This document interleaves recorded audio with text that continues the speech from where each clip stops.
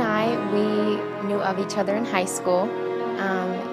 I remember him winning Mr. Preference, and I remember thinking to myself, man, like, why did that kid win? I wanted someone else to win.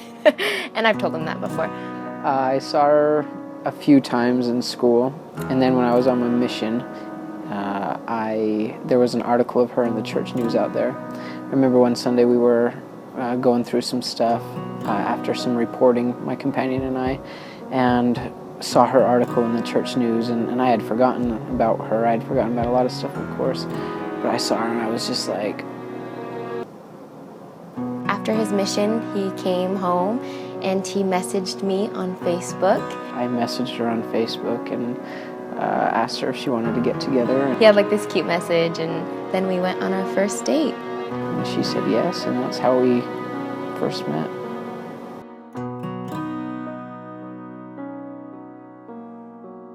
I messaged her when I got home from my mission because I didn't know what to say, how to say it. It was one of my first dates back home. I was so nervous. I saw, because Facebook, you can see when somebody reads something, when somebody opens it. So I saw that she opened my letter or my email and saw it. She didn't respond. It took me about a week to respond.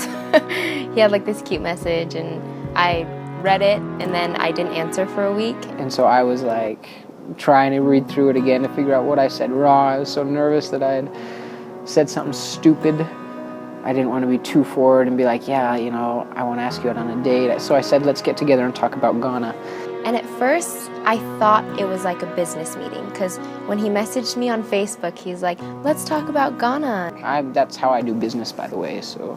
And I was like, oh, great, another business meeting. Another person that just wants to talk about Ghana, great. And so I think she was quite surprised when I showed up at 7 o'clock and I said, we're going to Park City to get pizza. And at first I thought it was just going to be me and him, but Brady was there and like Ani Lo, and so it was like this double date, and it was fun.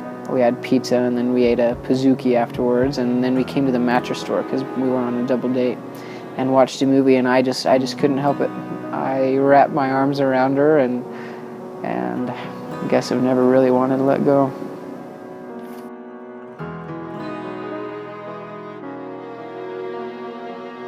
Incredible. Passionate. It was a nice first kiss. Yeah, it was good. It was really good. We'd been together almost every night for a week. This was after she got home from her senior trip. And we had been together, and it was funny, just a few nights prior, we had kind of had a similar time, but we were inside. And she told me later that night she'd really wanted me to kiss her. Garrett attempted to kiss me once before, and we were like watching a movie in his living room, and he was like literally leaning over me and almost like, he was like this close to my face, but he didn't kiss me. And I was scared out of my mind. And so I just couldn't do it, and I remembered her looking at me and just like staring at me, and I think she was about gonna slap me because I didn't. But then our first kiss, we were out in the hammock, and I had made like a bet. Her, being her clever little self, decides to make a wager out of it. I think that's probably the only way she would have gotten me to kiss her that early on. It was the Ghana versus US World Cup game. And I was like, okay, if Ghana wins, you kiss me. If Ghana loses, you don't. If Ghana ties, you have to kiss me on the cheek. And then I remember him saying, well, why don't we practice right now? And I was like, oh, okay. And so I just like leaned over. It's smooth, by the way, very smooth. We kissed and kissed for a while. It was good. And it was great. It was great. And it's still great. He's a wonderful kisser. Yeah.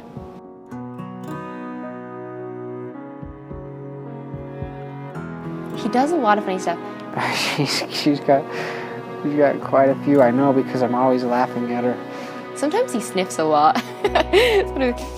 She burps every once in a while. And then she always looks at me and says, sorry. At first, when we were dating, he'd always like put out his hand, and like I'd just like, why is your hand out there, you know? And he'd just like leave it there for a while. He'd be like, Lillian, grab my hand, you know? Whenever she laughs, because sometimes she laughs at the weirdest things, and so she'll start laughing, and I'll say, is that funny, Lil? She goes, yeah. Every time. He always, it's not even a quirk really, but he's just like really good at putting me first. He always, no matter like what we're doing, like it's always, you get this done first, or you go first. I don't know, something different, but I love that about him.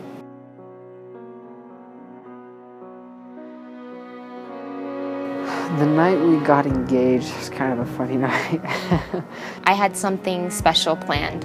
I was like, okay, I want to just do something very special for Garrett, just showing that I'm him, that I love him. And so she had kind of planned this big picnic type thing, and we were going to go up to the place where we first told each other we loved each other, up Snake Creek Canyon. And we ended up getting up there. I got a table in the car. I got these rose petals and all these tea lights and my good old enchiladas that I made at school and just took them up to the mountain in the first place that we kind of, said that we loved each other.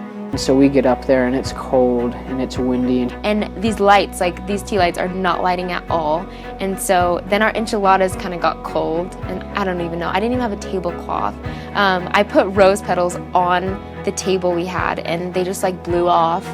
It was horrible. It was so bad. I was so upset. So we ended up putting everything away and getting back in the car and ate chicken enchiladas on plates in the car.